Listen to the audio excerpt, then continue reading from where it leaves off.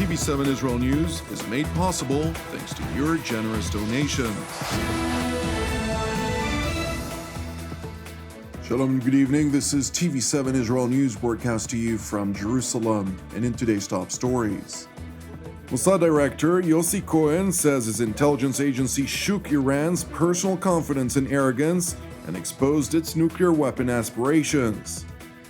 The International Atomic Energy Agency warns of Tehran's refusal to provide truthful answers about undeclared nuclear materials, which affects the ability of the agency to provide assurance of the peaceful nature of Iran's nuclear program. Egypt is making relentless efforts to guarantee a long-lasting ceasefire arrangement between Israel and the Islamist organizations in the Gaza Strip. Israel will not hesitate to use all of the tools at its disposal to thwart the Islamic Republic of Iran from acquiring a nuclear weapon. Speaking at a farewell ceremony for outgoing Mossad Director Yossi Cohen, incumbent Prime Minister Benjamin Netanyahu likened Iran to a goring bull in an apparent reference to biblical instructions of how to deal with such an ox, as mentioned in the book of Exodus, chapter 21, verse 29. בעניין אחד אתגרתי אתכם ואותך במיוחד כל הזמן ליזום ולאחוז את השור בקרניו. שור נגח, שור מועד, שור ושמו איראן. אמרתי לך יוסי שהמשימה העליונה שלך היא לבלום ולעכב בכל דרך את הדהירה של איראן לפצצה גרעינית. אני דחפתי מצידי ואתה דחפת מצידך. Well, naturally, the Israeli leader stopped short from exposing the Mossad's many covert missions. Premier Netanyahu did seize the opportunity, however, to highlight the Israeli intelligence agency's tremendous achievement when it managed to locate and extract a substantive archive from the heart of Tehran, shedding light on the military dimensions of the Ayatollah regime's nuclear program. אינני רוצה ואינני יכול לפרט כאן את כל מה שאנחנו עושים כדי להילחם במשטר האייתולות שמאיים להשמיד אותנו. מוטב גם בערב הזה שרוב הדברים הללו בממלכת הצללים יישארו בצל. ולמרות זאת, חייבים להתעכב על אחד ההישגים המזהירים של המוסד בכל שנותיו, איתור ארכיון הגרעין הסודי של איראן ואהבתו לישראל ב-2018. מנהיגי איראן כל הזמן מכחישים שהם לא חתרו אי פעם לנשק גרעיני, והמצבור העצום של המסמכים והדיסקים שהבאתי מלב טהרן במבצע מדהים. ראיתם את הסרט ארגו? זה ארגו על סטרואידים. המצבור העצום הזה שאתם הבאתם מוכיח מעל לכל ספק ששליטי איראן משקרים בנצח נחושה. התרענו מעל כל במה שמכיוון שאיראן מחזיקה באידיאולוגיה קיצונית מאין כמותה, הנשק הזה יסכן לא רק אותנו, הוא יסכן את העולם כולו. ולכן עלינו, וקודם כל עליכם במוסד, מוטלת האחריות להמשיך לפעול כל הזמן לסיכול תוכנית הגרעין האיראנית. Outgoing Mossad Director Yossi Cohen, for his part, emphasized the depth to which the Mossad managed to penetrate and expose the Ayatollah regime's belligerent lies. יחד הגענו להישגים משמעותיים אל מול כל האיומים הללו. חדרנו ללב ליבו של האויב האיראני. פעלנו בהתמדה לאיסוף ולחשיפת סודותיו האפלים וערערנו את הביטחון העצמי שלו ואת יהירותו. הבאנו את ארכיון הגרעין וחשפנו לעולם כולו את תוכנית הגרעין הצבאית האיראנית, את הכוונה, את שימור היכולות בתחום הגרעין הצבאי ואת ההונאה והשקר של איראן, שניסתה ועדיין מנסה להטל בעולם כולו לאורך השנים. It is important to know that within the referred to nuclear archive, which the Mossad extracted from a warehouse in Tehran, critical information was unveiled regarding 3 separate sites in which the Ayatollah regime sought to conceal stockpiles of undeclared nuclear-related material in direct breach of the Joint Comprehensive Plan of Action, or JCPOA, which is commonly referred to as the 2015 nuclear agreement with Iran.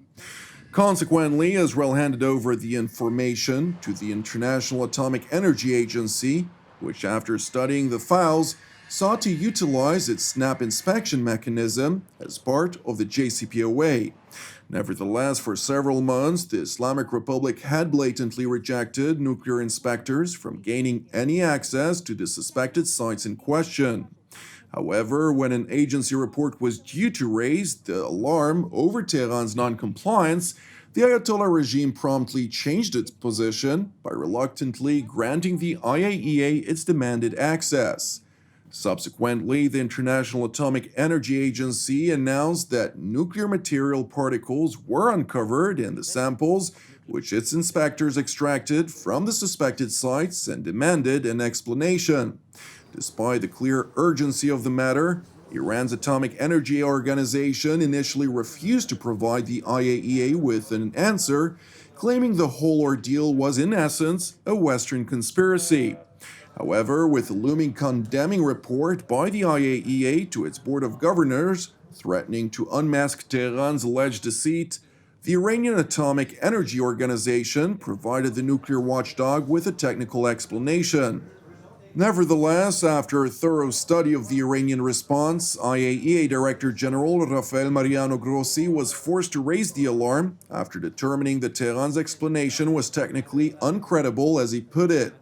Subsequently, the Iranians were requested to provide yet another explanation, yet failed to do so to this very day, forcing the IAEA chief to sound the alarm once again, publishing yet another report in which he warns, quote, "After many months, Iran has not provided the necessary explanation for the presence of the nuclear material particles at any of the 3 locations where the agency has conducted complementary accesses inspections." The report added that the lack of progress in clarifying the agency's questions concerning the correctness and completeness of Iran's safeguards declarations seriously affects the ability of the agency to provide assurance of the peaceful nature of Iran's nuclear program. It is worth mentioning that the IAEA report follows an interview which IAEA Director General Grossi gave to the Financial Times, in which he has warned that Iran is currently enriching uranium at purity levels that only countries making bombs are reaching. Turning back to Jerusalem, where Israeli Prime Minister Benjamin Netanyahu hosted U.S. Senator Lindsey Graham yesterday, during which the latter voiced the need to address Iran's nuclear ambitions. Every American, what happens with Iran matters to not only to America but to the world. The worst possible outcome for the world is to allow the Iranian regime to acquire nuclear capability, because our Arab friends will not tolerate that. They feel far more threatened by Iran than they do Israel. So my hope is to find an alternative to the JCPOA that will allow for nuclear power but not create a nuclear arms race through enrichment. And that's the existential threat to the state of Israel and the world writ large. Senator Graham further asserted Israel's value to the interest of the United States, insisting that the U.S.-Israel alliance does more to protect the United States homeland from radical Islam than the crucial Five Eyes, in reference to the intelligence alliance between the United States, Britain, Canada, Australia, and New Zealand. The eyes and ears of America is Israel. You talk about the Five Eyes, they're important allies. But nobody does more to protect America from radical Islam than our friends in Israel. Meanwhile, at the Defense Ministry's headquarters in Tel Aviv, Defense Minister Benny Gantz hosted visiting U.S. Senators Ted Cruz and Bill Hagerty, who came to demonstrate their solidarity with the State of Israel following the recent conflict in Gaza. Jerusalem's top defense officials seized the opportunity to brief the 2 U.S. senators on Israel's current state of security, and per an official readout, the 3 discussed continued efforts to halt Iranian nuclear armament, among other regional security matters. Separately, it has been reported this morning that a first fire erupted in one of the Gaza periphery communities since the ceasefire between Jerusalem and Hamas came into effect. Following an investigation into the blaze, which broke out in a wheat field near Kibbutz Nahal Oz, fire and rescue authorities determined that it had most likely been caused by an incendiary balloon flown into Israel from the Hamas-controlled Gaza Strip. It is important to mention that this incident was reported shortly after Egyptian intelligence director Abbas Kamel held separate talks in the Gaza Strip with the most senior leadership of the Islamist Hamas organization, as well as in Tel Aviv and Jerusalem, where he held separate meetings with Defense Minister Benny Gantz and Prime Minister Benjamin Netanyahu. It is further important to highlight that the meeting with Israel's top political leadership coincided with the first overt trip by Israeli Foreign Minister Gabi Ashkenazi to Egypt's capital, Cairo, where he held a lengthy meeting with Foreign Minister Samih Shoukry. זה פגישה מדינית מאוד חשובה עם שר החוץ של מצרים, סמח שוקרי, על פי הזמנתו. השיחה הייתה פתוחה, כנה, שוחחנו על סוגיית עזה, על הצורך למנוע מהחמאס להתעצם, על הצורך בהחזרת הבנים והאזרחים שנמצאים שם, כמו גם על סוגיית הסיוע ההומניטרי לתושבי עזה. שוחחנו גם על הסוגיות האזוריות במרכזן איראן והצורך למנוע מאיראן להגיע לנשק גרעיני. זה אינטרס אזורי, לא רק אינטרס ישראלי. שוחחנו גם על טורקיה ועל תחומי השתה בתחום האנרגיה. אני מקווה שבאמת נתחיל לחדש בקרוב את הטיסות של Egypt Air ולפתח את היחסים ואת הקשרים בינינו ובין המצרים. Thank you for watching us. As part of TV7 Israel's prayer initiative, I would like to encourage you today to join the team and me here in Jerusalem to lift up Egypt in prayer for its salvation and peace, alongside prayers for our persecuted brothers and sisters around the world, in addition to our ongoing prayers, of course, for the peace of Jerusalem and the salvation of Israel. I'm Jonathan Hassan, wishing you an Erev Tov U'Mevorach, and we will see you again tomorrow at the same time.